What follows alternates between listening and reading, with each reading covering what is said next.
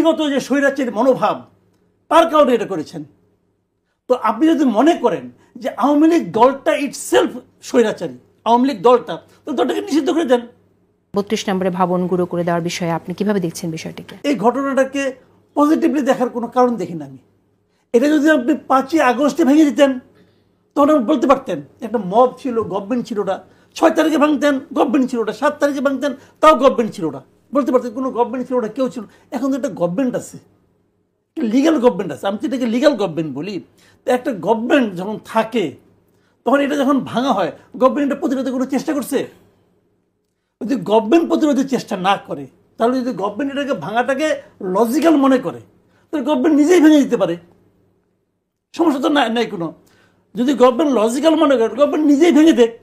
সেটা হলো ইন্টারন্যাশনালি এই গভর্নমেন্টের আইন শৃঙ্খলা রক্ষার ক্ষেত্রে যে ক্যাপাবিলিটি, এটা নিয়ে কিন্তু প্রশ্ন উঠবেই উঠবে, আপনি ফেরতে পারবেন না। আপনি কাল পরশু দেখেন রিয়াকশনটা কি হয়। এই রিয়াকশনটা আমাদের জন্য, একটা স্টেবল গভর্নমেন্টের জন্য ইতিবাচক নয়। তো এটাকে আমি মনে করি, এটা আর বিপরীত দিকে লাভটা কি? আপনার বড় আইকন তো 6 মাস থাকতে দিলেন কেন?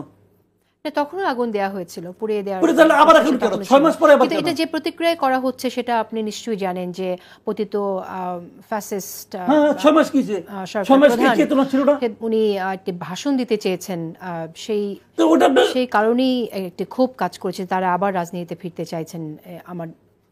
তারা যদি রাজনীতিতে ফিরতে চায়, বলি যদি আওয়ামী লীগ রাজনীতিতে ফিরতে চায়, দেখেন এখানে কিন্তু কতগুলি জিনিসগুলো, মানে আমার বিবেচনা, এটা আমি যেভাবে দেখি আর কি, যে ঘটনাগুলো ঘটেছে গত 17 বছর 18 16 বছর ধরে আওয়ামী লীগ যে অপকর্ম, আওয়ামী লীগ বলবো না, আমি বলবো যে গভর্নমেন্ট, শেখ হাসিনার নেতৃত্বে যে গভর্নমেন্ট ছিল এবং তার নেতৃত্বে যে আওয়ামী লীগ ছিল, তারা সারা দেশে যে সন্ত্রাসের রাজত্ব কায়েম করেছে, যে আপনার মানে সব দিক দিয়ে যে ফ্যাসিবাদী শাসন কায়েম করেছে, এর জন্য দায়ী ব্যক্তিদের আমি মনে করি প্রত্যেকটা লোকের শাস্তি হওয়া উচিত।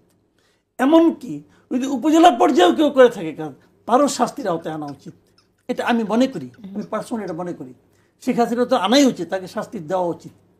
কিন্তু আপনি যখন এটাকে যখন আপনার দলীয়ভাবে যে আওয়ামী লীগ কেন রাজনীতি করবে, যদি এটা আপনি বলেন, তাহলে আমি একমত না। কিন্তু আওয়ামী লীগ দলটা তো আদর্শভিত্তিক রাজনীতি করে এসেছে। সেই জায়গায় আওয়ামী লীগের এই আদর্শের জায়গায় যদি আপনি পরিবর্তন না দেখেন, যে আদর্শের উপর ভিত্তি করে তারা ফ্যাসিজম কায়েম করেছে, যে গঠনতন্ত্রে কোনো পরিবর্তন নাই, যে আদর্শে আমরা আওয়ামী লীগ দলীয়ভাবে কোনো তাদের কোনো রেজলিউশন নিয়েছে, গঠনতন্ত্রে পরিবর্তন করেছে যে আমি এটা করলাম না, এটা করবো না বলছে? বলেনি। এটা হলো আওয়ামী লীগের যিনি নেতা ছিলেন তিনি এই কাজগুলি করেছেন। দেখেন আমি একটা কথা বলি, এই যে আমাদের একটা সংবিধান ছিল, এই সংবিধানে কোথাও লেখা ছিল যে প্রাইম মিনিস্টারের বোন প্রাইম মিনিস্টারের সঙ্গে সকল রাষ্ট্রীয় অনুষ্ঠানে যাবেন? আছে লেখা? নাই। তো উনি তো নিয়ে গেছে না? তার মানে উনি এই দেশটাকে ওনার দেশটাকে ওনার প্রত্যেক সম্পত্তির মতো ব্যবহার করেছে, গাইড জোরে করেছে।